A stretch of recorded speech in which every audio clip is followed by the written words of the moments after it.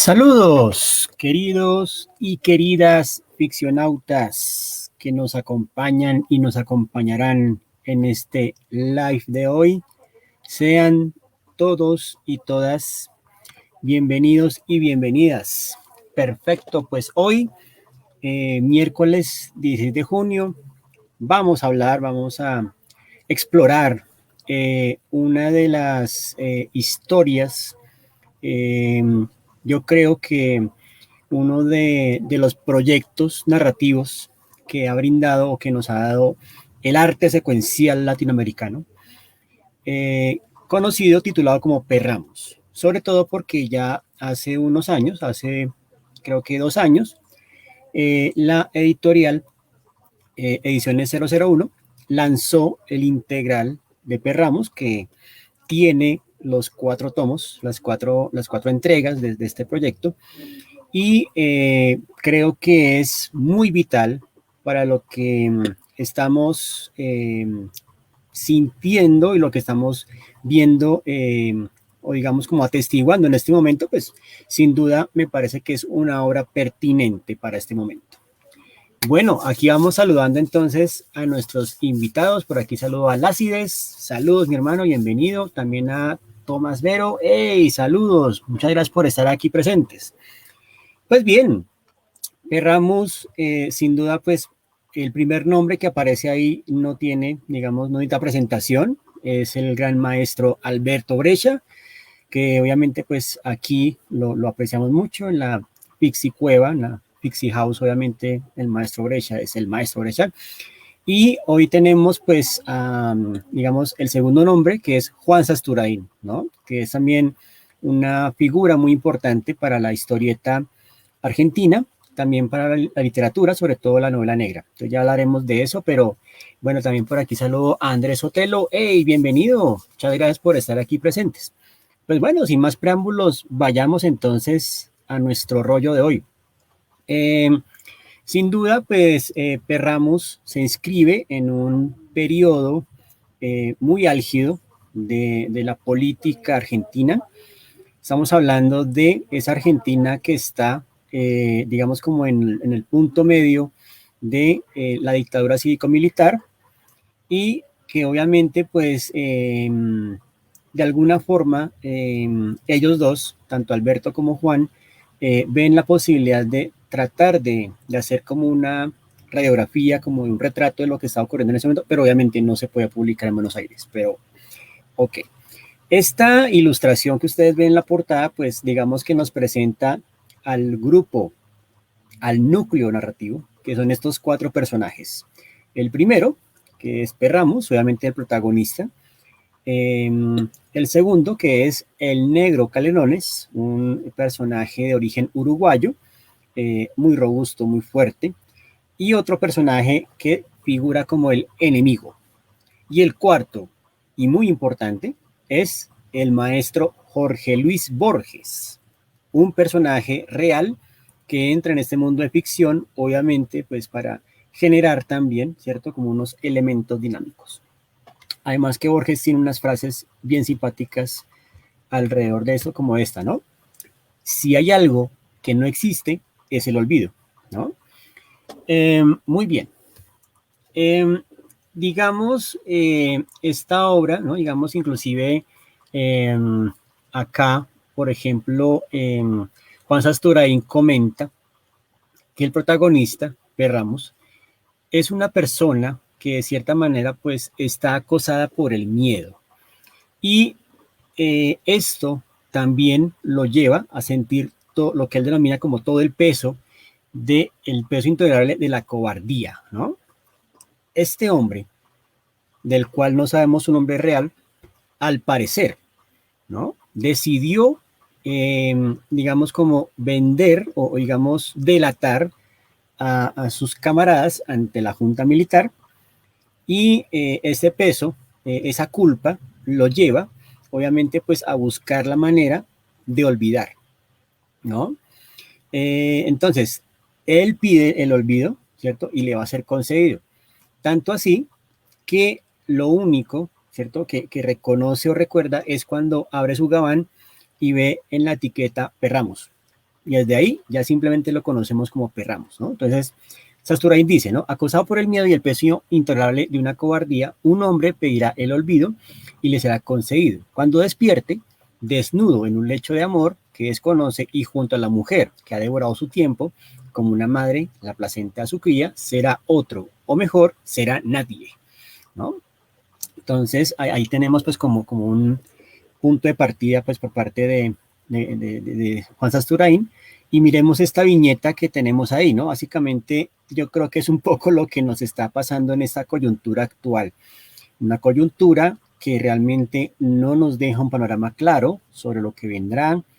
Cada vez sentimos el oportunismo en las diferentes alocuciones, en la manera estratégica como uno y otro se mueve, y pues realmente yo creo que más de uno, más de una ya dice, no me siento representado, digamos, pues como en esas personas que de cierta forma están en el poder, ¿no? Y que de algún modo pues le hemos dado, ¿cierto? Le hemos dado ese poder. Es decir, de alguna forma, cuando vamos a las urnas, ¿no? Digamos, le damos nuestro poder a esa persona para que nos represente, ¿no? Por esa razón, fíjense ustedes ahí en la viñeta, ¿no? Usted elige sí o sí. Lo mismo es mejor que lo peor. Miren esta viñeta, o sea, yo creo que ya está muy claro, ¿cierto? Hacia dónde apunta esto, ¿no? Esta historia. Un proyecto muy complejo, sobre todo porque, como lo decía, ¿cierto? No se publicó en Argentina, eso se publicó inicialmente en Europa, y años después, cuando ya se entró en la democracia, se logra publicar por parte de Ediciones de la Flor, que fue la primera que lo publicó y lo sacó en 4 partes. Y también otra editorial que era los libros de Co y Co, ¿sí? De Ediciones B, que inclusive voy a hacer aquí, ¿no? Digamos el cameo, perdón, aquí un momentico. Hacemos el cameo. Estas eran unas ediciones que también se consiguieron. Esta, por ejemplo, la atesoro muchísimo. Es el tercer volumen, ¿no? La Isla del Guano, ya hablaremos de él. Eh, de cierta manera, ¿no? Pues vemos también como una atmósfera lúgubre. Yo creo que aquí Alberto Breccia realmente se luce con cada viñeta, con cada tonalidad, porque obviamente es el reflejo de la obra, ¿no? Pues bien, seguimos abordando y pues Perramos, como les decía, pues primero se publica en Europa, en Francia, luego en España y finalmente en Argentina, ¿no? Entonces ahí vemos más o menos como ese recorrido. Obviamente las propuestas de portada son muy diferentes. La edición integral pues simplemente trae una de las calaveras, uno de los personajes de la Junta Militar, ¿cierto? Y bueno, entonces más o menos, ¿no? Digamos que un punto de partida es este, ¿no? Creada en el ocaso de la actora militar argentina, Perramo representa hoy, 2 décadas después de su primera edición, el último eslabón de una cadena que tuvo siempre la historieta argentina entre las más creativas del mundo. Después de toda aquella abundancia de imaginación y audacia, se fue perdiendo por razones que exceden este artículo. Hasta el triste presente de la historieta criolla, ¿no? Eso, digamos, es como un blog, ¿no? que encontré. La historieta de Sasturain y Brescia asume desde el vamos un complejo desafío: reflejar desde la ficción el periodo más oscuro de nuestra historia con toda la carga de muerte y miseria que eso presupone, ¿no? Entonces ahí ya digamos que empezamos a ver el punto de partida. Ahí tenemos pues al equipo creativo, Alberto Breccia, que sin duda pues va a ser, ¿no? Digamos pues como quien le exprese ese deseo de hacer algo con esa intención a Juan Sasturain, y Sasturain pues que asume, digamos, algo que no habíamos visto previamente. Permítanme un segundito, una pausa activa.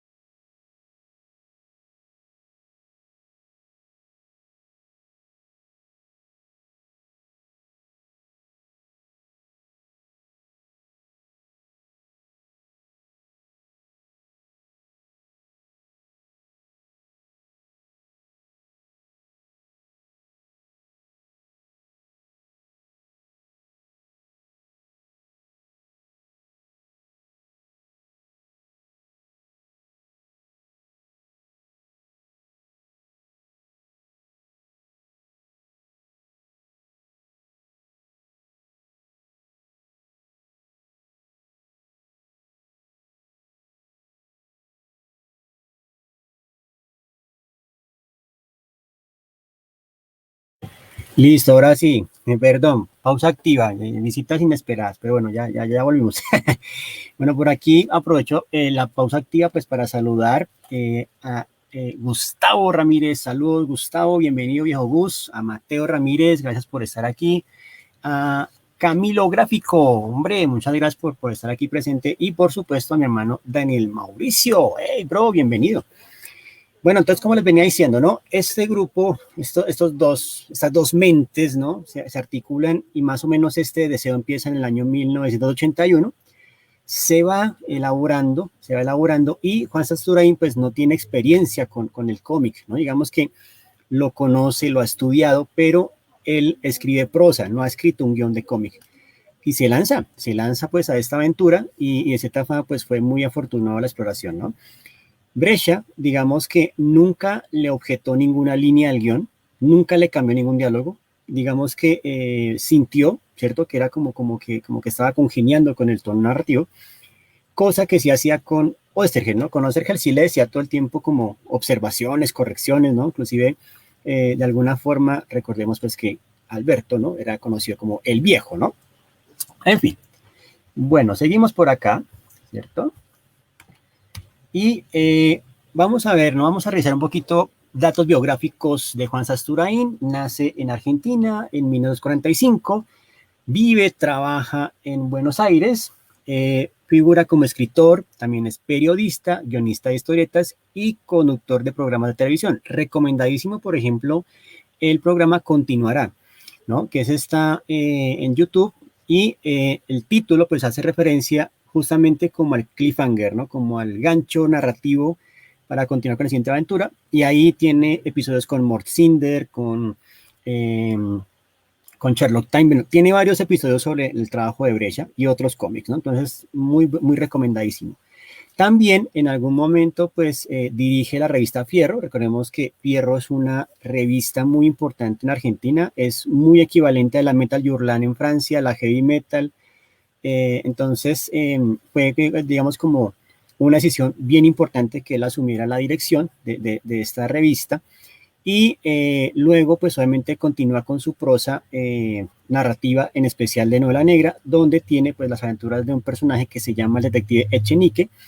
Y también, digamos que el más reciente libro que ha publicado es El último Hammett, que es como una revisión a partir de una obra inacabada que es Tulip, ¿no? Entonces, el hombre, digamos que tiene, inclusive ha escrito muchísimo y tiene también un libro en el que recopila unas charlas que hizo con Alberto Brescia, un libro hermosísimo que editó Colibe.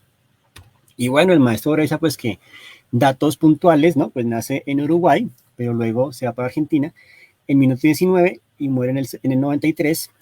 Básicamente, pues empieza su obra narrativa a partir de Vito Nervio y ya pues aquí hemos hablado en algún momento pues de algunas de sus obras, en especial hablamos de Morcinder, ¿no? Nos falta hablar, por ejemplo, también de su periodo con Oestergel, cuando empieza a hacer, por ejemplo, la vida del Che Guevara, ¿no? Evita Perón, en fin, ¿no? Y sin duda, pues los mitos de Cthulhu y pues, digamos, su gran obra que es el informe sobre ciegos, que es con la que, de cierta forma, como que es el último proyecto que él desarrolla en vida, ¿no?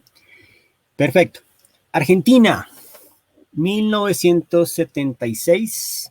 Estamos en el momento en el que la Junta Militar rige, ¿no? Digamos, el destino de Buenos Aires. Digamos que de alguna forma eso vino pues por un golpe de Estado a Juan Domingo Perón. Inclusive, ¿no? Se comenta pues que Borges al comienzo celebraba esta victoria, pero luego se arrepiente de eso porque de alguna forma el primer mandatario, Videla, pues no era, ¿no? Una persona, digamos, era más bien como lo que llamaríamos ahorita gente de bien, ¿no? En fin, todo esto empieza con lo que se denomina el proceso de reorganización nacional, la PRN. Lo conocen como el proceso y de alguna manera se establece como una dictadura cívico-militar que gobierna la República Argentina desde el año 76 hasta 1983. ¿Y qué pasa, no? Aquí adoptan una figura que es de Estado burocrático autoritario, ¿no? Más o menos como en la rusa de Alejandro II, ¿no? Más o menos, como la autocracia, pues, ¿no? y se caracteriza por establecer un plan sistemático de terrorismo de Estado y desaparición de personas. Es decir, ¿no? Ahí vamos viendo como ciertos ecos que nos van resonando. Sin duda, pues obviamente hace poco, inclusive se hicieron proyecciones, por ejemplo, de esa película, La Noche de los Lápices, por ejemplo, también hay evidencias como El Golpe, otra película que nos habla desde el modelo documentalista, ¿no? De todo este proceso que llevó a establecer esta dictadura. Y digamos que antes de todo esto, obras también que en el cómic que hayan establecido pues como vínculos con esto, sin duda pues una de ellas es esta novela, esta historieta, La Guerra de los Antares, escrita por Oesterheld y dibujada por Gustavo Trigo, y también pues El Eternauta, por supuesto, que recoge algunas, bueno, aunque El Eternauta está pensado, planteado en otro escenario, pero recordemos que la segunda versión, la que hace con Brescia, es más política, ¿no? Entonces ya vamos viendo como primeros tintes de aproximación. La Guerra de los Antares, digamos que sí está enfocada en algo que de cierta forma fue muy importante, estaba como anticipando un poco lo que era la Guerra de las Malvinas, ¿no? Ahí vemos a otro de los generales, ¿no? Eh, Permítanme acá, recordamos rápidamente el nombre. Este general, ¿no? Digamos que sigue, digamos, el mando después de Videla, eh, básicamente pues va a tomar este conflicto como una forma de salvaguardar, ¿no? Digamos, lo que queda de este régimen militar, ¿no? De la junta militar. Este general se llama, permítanme, a ver, vamos a mirar, creo que es por aquí. Creo que es, creo que es Leopoldo Galiteri, no me acuerdo acá, estoy revisando mis notas.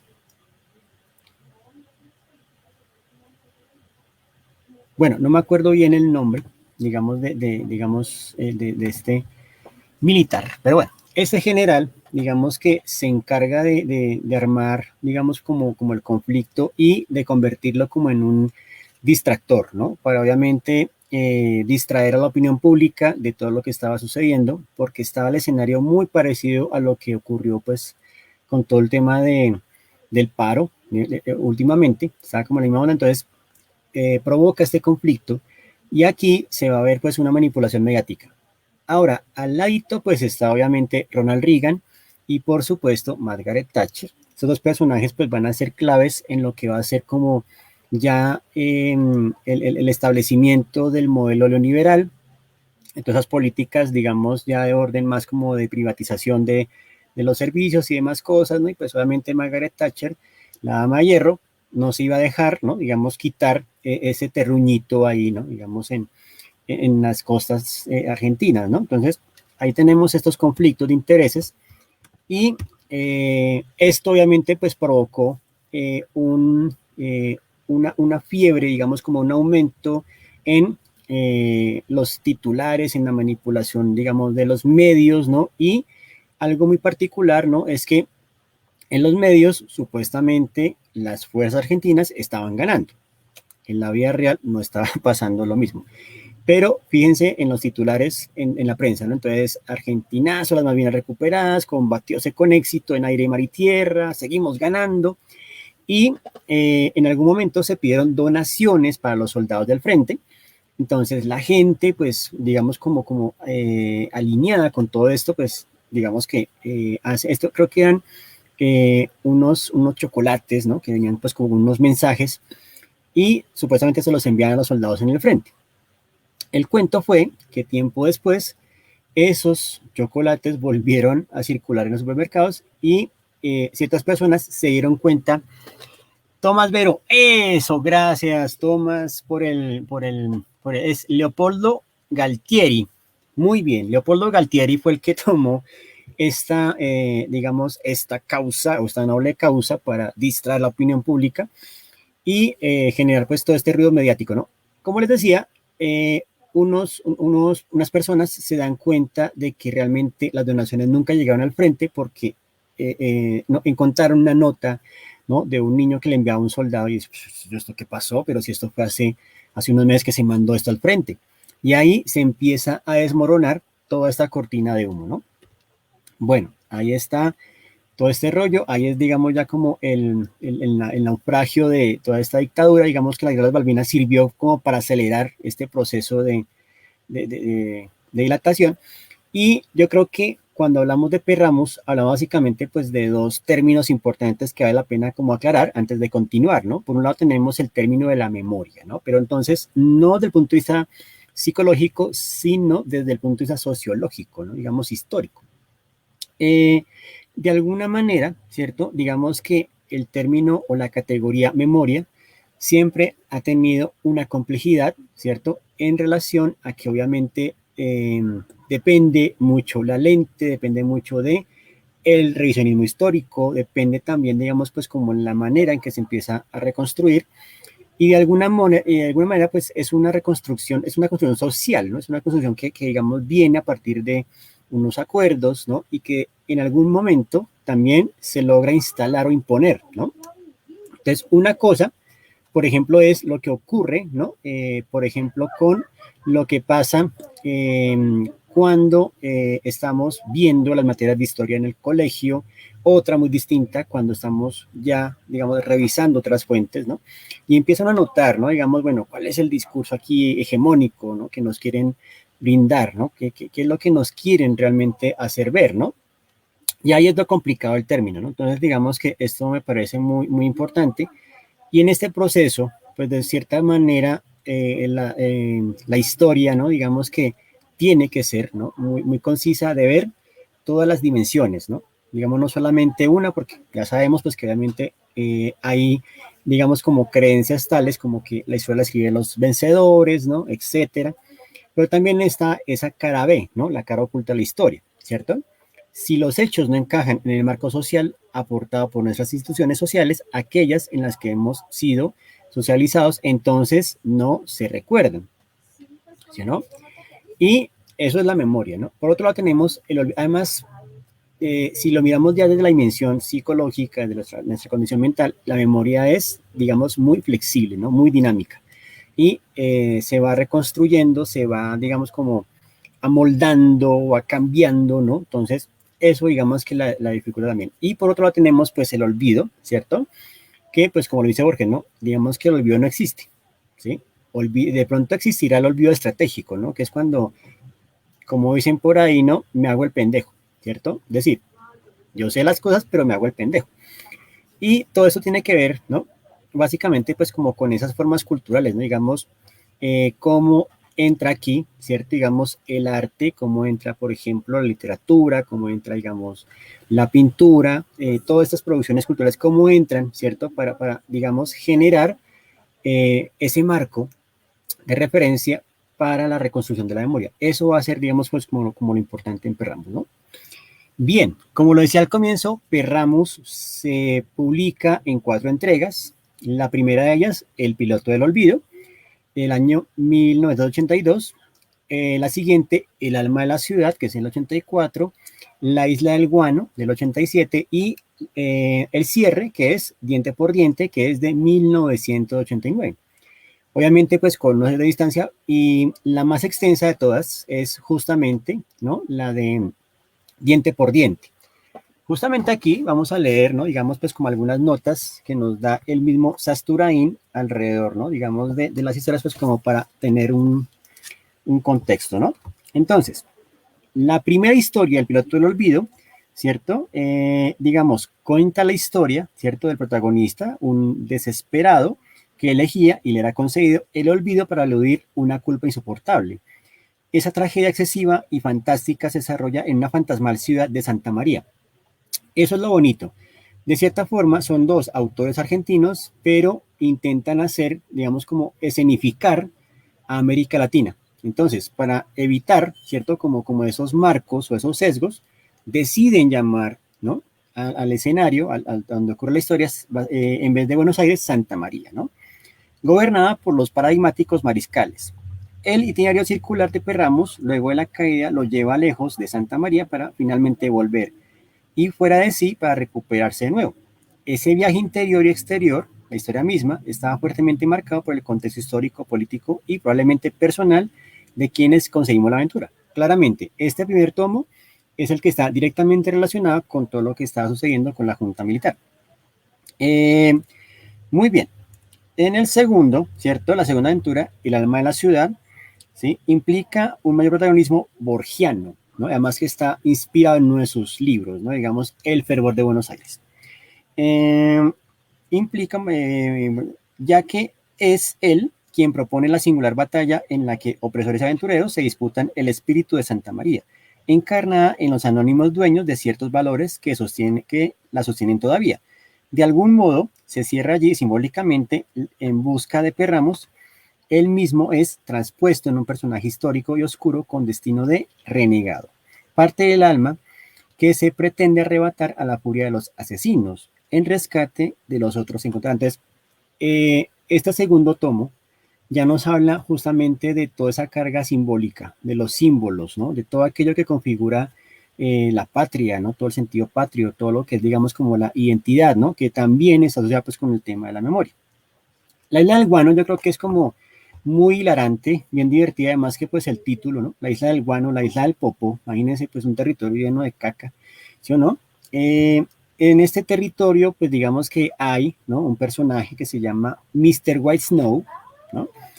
Y White Snow, digamos que tiene a su cargo a 7 enanitos, pero no son cualquier enanito, son 7 generales, ¿no? Enanitos.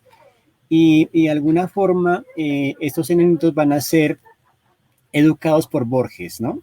Y más o menos esa es como una idea relacionada como con todo lo que fue la Operación Cóndor o todo este proyecto, no, mentiras, la dictadura de las Américas, si mal no estoy, ¿no? Que fue todo un proyecto, digamos, por parte de primer mundo, ¿no? Para establecer dictaduras en varios países, entonces más o menos va por ahí. Y la fuerza de resistencia o los opresores son digamos, un colectivo circense, ¿no? Son como la fuerza opresora, ¿no? Básicamente se opone a este modelo, ¿no? Bueno, sí. En la isla del Guano es un desvío, una escala no deseada en el regreso a la Santa María, donde el régimen de los mariscales está en disolución, pero todavía hiere. Por primera vez, claramente, el cuarteto pasa a ser más testigo que protagonista de una fábula grotesca y desmesurada, nunca burlona. El tono de farsa no se puede ni pretende escamotear cuestiones obvias. La opción entre un país cirquero y un país de mierda es dramática. Pero como en los viejos folletines, siempre la aventura continúa y no está en duda la carnadura de los héroes. Y en última instancia, como ha dicho el filósofo criollo Inoro Pereira, siempre nos queda la posibilidad de que mientras otros escriban las historias, nosotros hagamos la historieta, ¿no? Y Diente por Diente, que inclusive es una aventura bien particular, yo creo que es como la que tiene el tono más hilarante, en la que de cierta manera encuentran la cara de Carlos Gardel y a su sonrisa perfecta le hacen falta 4 dientes. Entonces, digamos, hablan con Borges, Borges hace contacto con García Márquez, que recién acaba de ganar el Nobel por su novela Hacienda Soledad, y obviamente pues dice, bueno, me gustaría invertir el dinero, entonces financio la expedición, pero obviamente me voy a quedar con los derechos para escribir la novela que salga de toda esa aventura.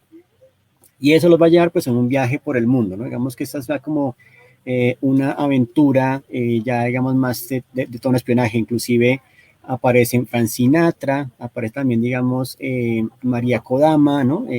También aparece Fidel Castro, ¿no? Entonces, mejor dicho, hay una galería de personajes bien interesantes en esta última y es bien interesante pues todo lo que ocurre para encontrar los dientes de Gardel, ¿no? Que inclusive pues es una figura bien importante. En fin, la pregunta inicial que ustedes tendrán también en este momento es, bueno, ¿de dónde viene el término? ¿Dónde viene Perramus? Pues Perramus es una marca, digamos, ya de vieja data. Este año cumpliría 99 años en el mercado.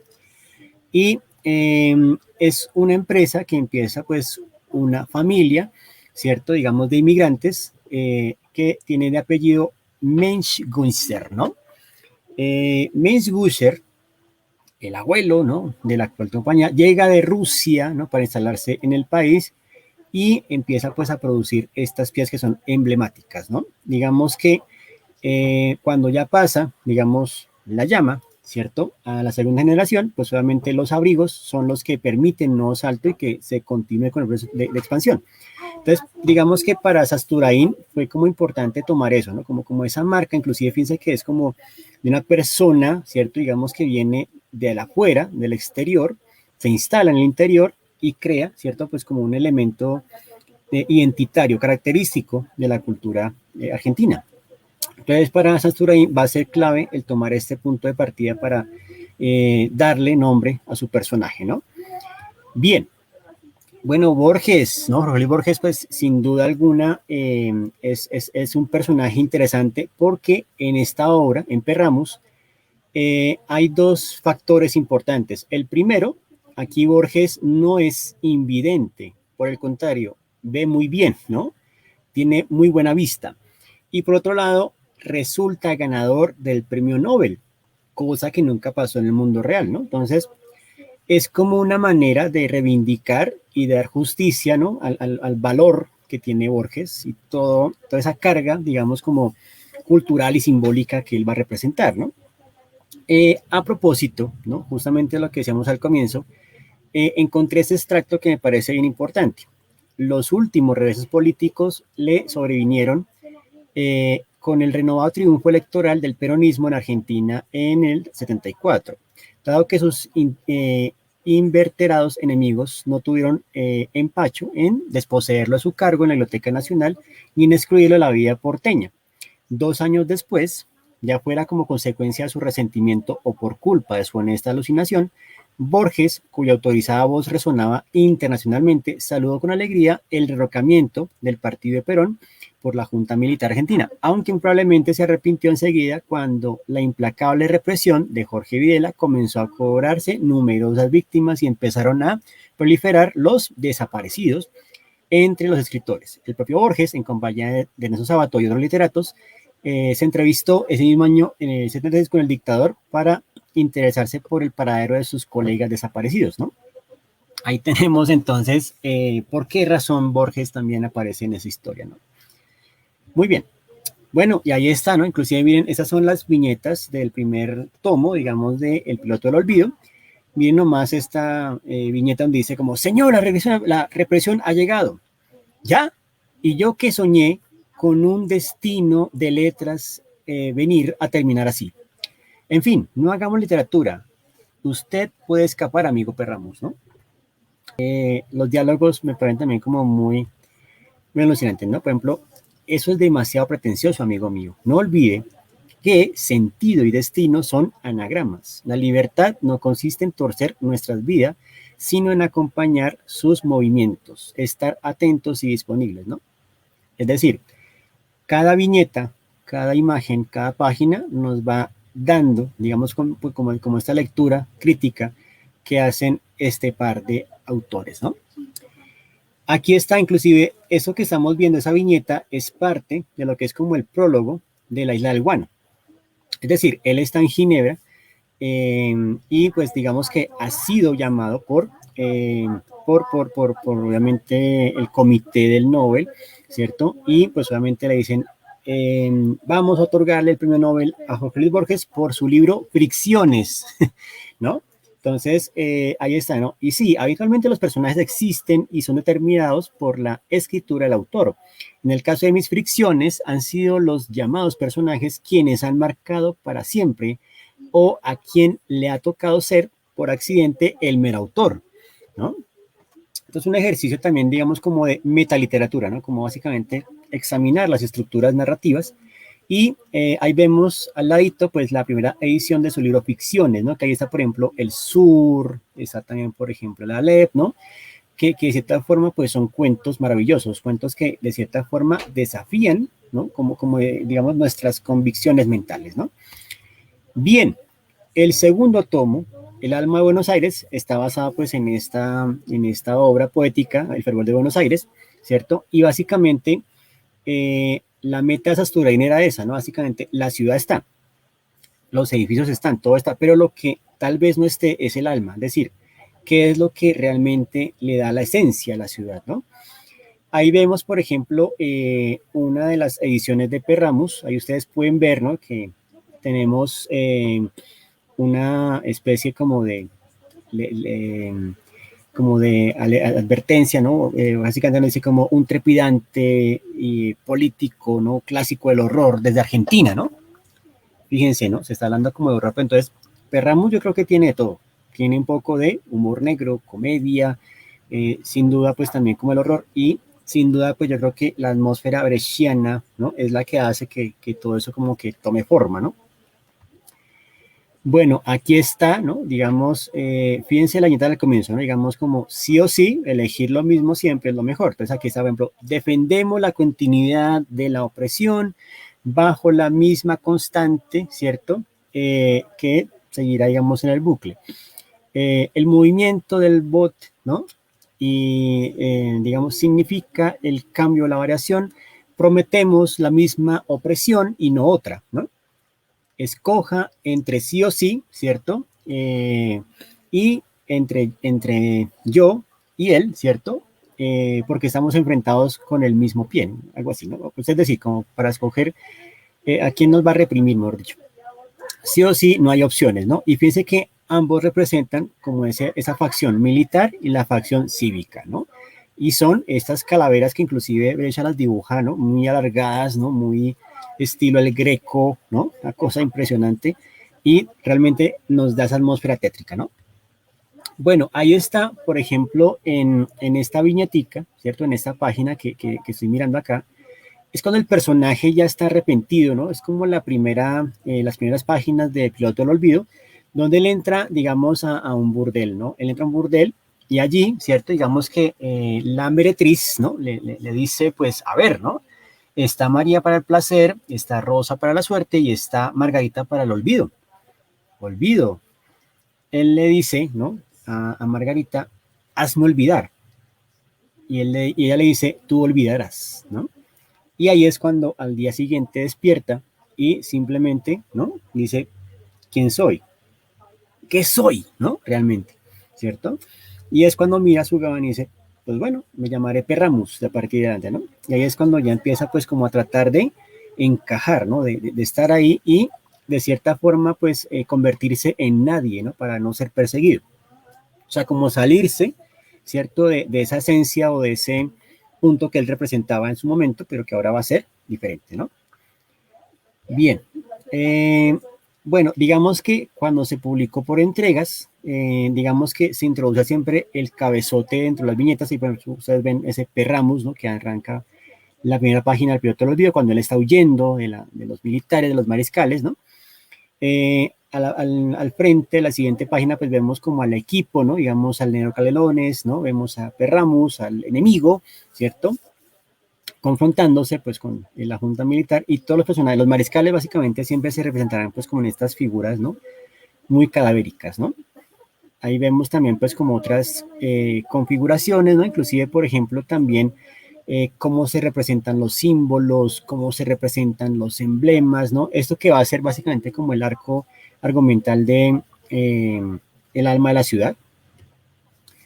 Ahí, por ejemplo, en esa viñeta, estamos viendo pues esa parte donde se reúnen con García Márquez, miren nomás a García Márquez, por ejemplo, cómo tiene los ojos, ¿no? O sea, muy estilo de esa. Ahora, si notan algo muy interesante también, es que son personajes que están, ¿cierto? Digamos, son personajes que tienen cierta expresión. Entonces, por ejemplo, Canelones es muy expresivo, igualmente el enemigo, Borges y no, pero Perramos es totalmente inexpresivo. ¿No? Es un personaje que ni siquiera mueve los labios, digamos, las facciones, siempre se mantiene, digamos, como bastante inerte, ¿no? Pétreo, por así decirlo, ¿cierto? Y eso, pues, digamos que es como una característica que le quiso imprimir Brescia al personaje, ¿no? Digamos, es el olvido, ¿no? Es inexpresivo, ¿no? O sea, es básicamente como neutro, ¿no? Como que no pasa nada, ¿no?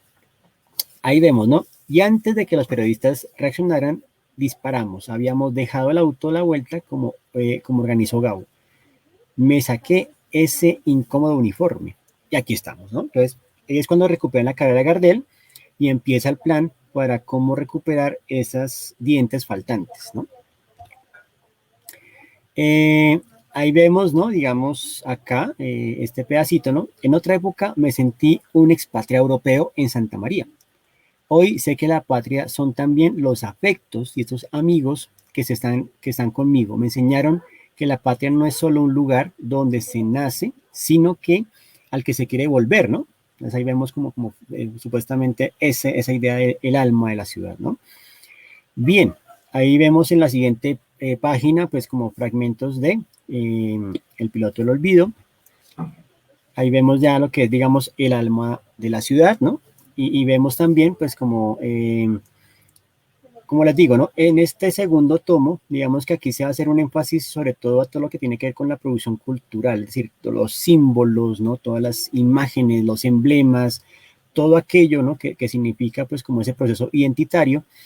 Y ahí, pues, digamos que se va a tocar mucho, pues, como el tema de los medios, ¿no? Como el tema de los símbolos, ¿no? Inclusive, por ejemplo, ahí aparece inclusive Ronald Reagan, ¿no? O sea, repito, esta historia realmente como que va tomando, ¿cierto? Elementos de la realidad y los introduce, ¿cierto? Digamos, pues como en esta fábula, en esta ficción, para mirar, ¿cierto? Cómo a partir de ahí se reflexiona, ¿cierto? Se tensiona también, ¿no? Se pone en tensión estas cuestiones, ¿no? Entonces ahí vemos, por ejemplo, Ronald Reagan hablando del águila, ¿no? Digamos, cómo nos imponen, ¿no? Digamos, los símbolos, por así decirlo, como dirían, imperialistas, ¿no? Que obviamente son términos, ¿no? Que vienen pues muy de ese marco estructural de la antropología decimonónica.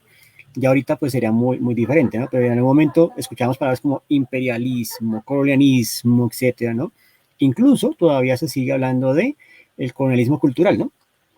Pero digamos que yo diría que esos términos empiezan a volverse a dinamizarse, empiezan a ponerse en tensión, ¿no? Digamos básicamente.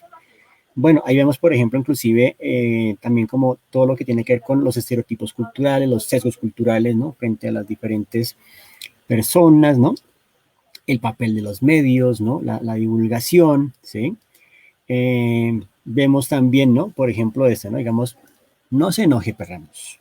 Suponga mejor que Polvito, Chamarra, el filósofo Gómez y los demás solo han colaborado poniéndole un poco de acción a la historia. Una novela, como será diente por diente, necesita peripecia, peligros.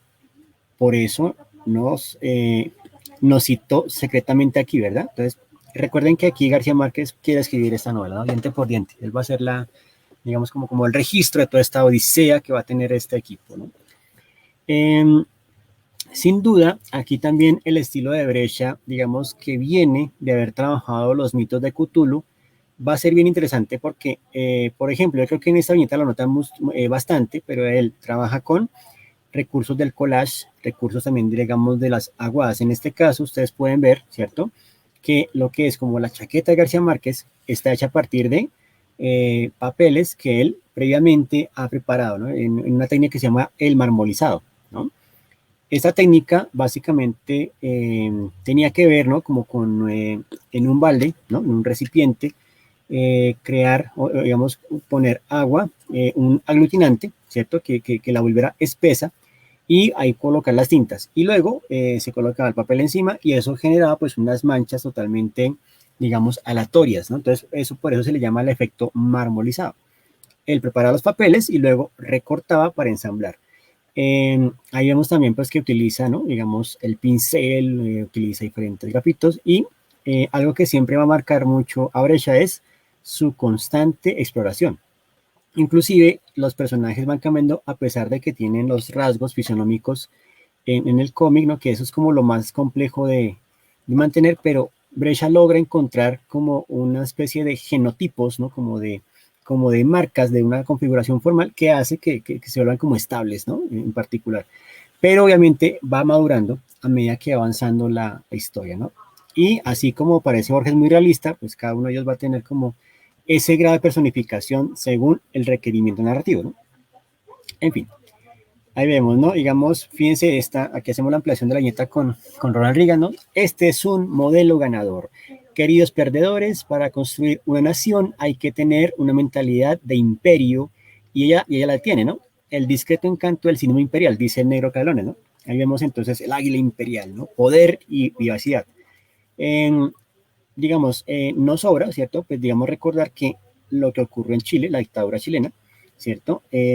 Tuvo que ver básicamente con el miedo que tenía Estados Unidos de empezar a perder poder en América Latina. Y que cuando asciende o cuando sube Salvador Allende, pues lo primero que él hace es nacionalizar el cobre, y esto pues para Estados Unidos no es conveniente, y empieza pues como este plan, ¿no? Para desestabilizar, ¿no? El gobierno y demás, y que obviamente pues respalde la dictadura militar, ¿no? Entonces ahí vemos pues como los planes de derecha. Más o menos es como la misma línea, ¿no? Ahí vemos parte de los fragmentos de la isla del Guano, ¿no? La isla de la Caca. Ahí está, por ejemplo, en esa isla vemos al personaje que es Mr. White Snow, ¿no? Básicamente, digamos que lo que hace Sasturain aquí me parece brillante al integrar un cuento, ¿cierto? Obviamente recordemos que los cuentos en su momento son crudos, pero luego se van remasterizando y luego van teniendo su plan en Disney. Inicialmente son crudos, cómo él inserta este cuento de Blancanieves, pero desde esa lectura, ¿cierto? De esa persona, digamos, como empresario que financia o que de cierta forma quiere, ¿no? Retener el poder, ¿no? Y cómo de cierta forma tiene, digamos, sus enanos, etcétera, ¿no? En la isla de Guano, básicamente lo que ocurre es que ellos van, ¿cierto? Digamos, el equipo va de Ginebra a Santa María, pero entonces son interceptados, ¿no? Básicamente el avión es secuestrado y descienden, aterrizan en la de Guano para básicamente pues tener a Borges, ¿cierto? Que eduque a estos 7 enanos dictadores, ¿no? Una cosa muy loca. Ahí vemos inclusive pues cómo se hace referencia a los medios, por ejemplo, el periódico El Clarín, ¿no?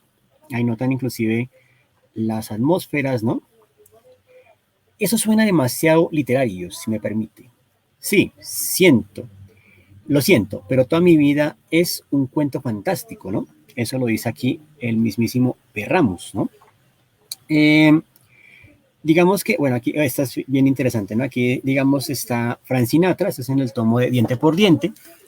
Siento decepcionarlos, señores, pero ninguna de estas dos propuestas me interesa. Los $40,000 del señor Chamarra, ¿no? Esto es obviamente porque los dientes tienen precio, ¿no? Y pues recordemos que a Francina también se la asocia, ¿no? Como con movidas sospechosas con la mafia, ¿no? En fin. Pero digamos que aquí lo interesante es, ¿no? Cómo logra crear como una especie inclusive, ¿no? Yo creo que Sasturain es, digamos, muy coherente y consistente en el hecho de la aventura, ¿no? Todo el tiempo está remarcando que Perramus es una aventura constante, una aventura inicialmente por encontrar o recuperar la memoria, una aventura por recuperar, ¿cierto? Todo aquello que es como el sentido identitario, y una aventura por tratar de consolidar todo aquello, ¿no? que los hace argentinos, ¿no? Entonces, eso me parece como clave importante ahí, ¿no? Ahí vemos entonces la viñeta donde vemos la calavera de Gardel, ¿cierto? Y dice, acérquense amigos, estos señores son portadores de una tarea largamente postergada por nosotros, los argentinos. Perramos, Calderones, enemigo. Hay que reconstruir la sonrisa de Gardel, ¿no? Recordemos que Gardel pues solamente fallece aquí en Medellín, ¿no? Por un incidente aéreo, ¿cierto? Y bueno, ahí vamos viendo, ¿no? Digamos, pues como Borges se vuelve básicamente como el mentor, ¿no? Como esa voz guía. Ramos, pues el que obviamente en su momento no encaja, no sabe, no se halla, pero que de cierta forma pues sigue el consejo, ¿cierto? De Borges. Canelones que básicamente es como el hombre de confianza y enemigo también, ¿no? Que es como, digamos, el objeto cómico a la historia, ¿no? Bien, ahí básicamente vemos esto, ¿no? Digamos, en esta viñeta nos cuenta Borges, ¿no? Se da por eso que la quiero tanto. ¿De qué habla, maestro? Dicen que dijo, ya que no podemos cambiar la realidad, cambiemos de conversación. ¿Jugamos a las cartas? Eso, un juego. Nos distraerá del otro juego, ¿no? Entonces fíjense que aquí las viñetas son, o remarcan, ¿no? Bastante, pues como un poco la intención, ¿no? De lo que a veces ocurre en nuestra realidad, ¿no? Como lo decía al comienzo, pues aquí tenemos ya como las nuevas ediciones que están, digamos, pues como recopilando todo el material. En un momento dado, pues digamos que fue muy difícil, ¿no? Tener como acceso a todas las páginas, a todas las viñetas, ¿no? Digamos, de Perramos, pero aquí se logran ver, ¿no? Básicamente, pues, como las ediciones integrales que están en español por parte de 001 Ediciones y también Fantagraphics, esta editorial independiente, acaba también de lanzar esta recopilación, ¿no? Digamos, de Perramos. Y eso ya nos da también un poco, pues, como el carácter de la presencia que nos da aquí esta historia, ¿no?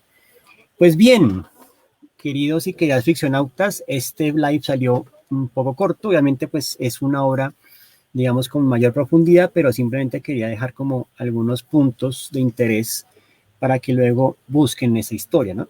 De cierta manera, un material muy pertinente para lo que estamos viviendo en este momento. Yo creo que hace falta y creo que es una obra que se lee, ¿no? Digamos que no ha envejecido, ¿no? Que de cierta forma se mantiene y nos ayuda pues como a entender un poco lo que nos ocurre en este momento. Yo creo que es como una de las formas en que el arte, ¿no? Nos ayuda también como a comprender mejor aquello que de pronto no se nos dice, ¿no? Muy bien. Bueno, aquí ya vamos cerrando nuestro live de hoy con obviamente nuestra invitación para el próximo 30 de junio, es decir, dentro de 15 días, vamos a hablar de una historia bien particular que tiene que ver mucho con el papel de los medios, que se llama Max Headroom, proyecto inglés, que luego va a caer en Estados Unidos y que va a generar pues a un personaje que va a ser bastante explotado, ¿no? Digamos, por la cultura del esparcimiento y entretenimiento, ¿no? Entonces, nos veremos en el 30 de junio con Max Headroom, 25 minutos en el futuro. Muchas gracias a todos y todas los que estuvieron por aquí presentes. Recuerden, ¿no? Digamos que esto después va a estar subido en nuestro canal de YouTube para que lo compartan con personas que ustedes creen que, digamos, les interese todos estos temas. Obviamente también nos interesan mucho sus comentarios, que se suscriban, que pregunten todo lo que quieran, ¿no? Entonces, pues, de verdad, muchísimas gracias por el apoyo que le dan siempre, pues, a esta pequeña iniciativa de divulgación, que es con mucho cariño para todos y todas, ¿no? Miguel Ángel, qué bueno que te haya dejado la inquietud para que, ¿no? Lo busques, ¿no? Lo mires por ahí, ¿no? Muchas gracias a Andrés Otelo, a Miguel Ángel Sanjuanelo, a Tomás Vero, a mi hermanito Daniel Mauricio, a Camilo Gráfico, a Mateo Ramírez, Máster, bienvenido como siempre, a Gus, a Lácides, ¿no? Por estar aquí presentes. Y pues bueno, no siendo más emotiva la presente, pues obviamente que el diseño me los proteja y el cómic me los ilumine. Nos veremos entonces el próximo 30 de junio para irnos 25 minutos en el futuro. Muchas gracias. Feliz resto de miércoles, feliz resto de semana y nos veremos.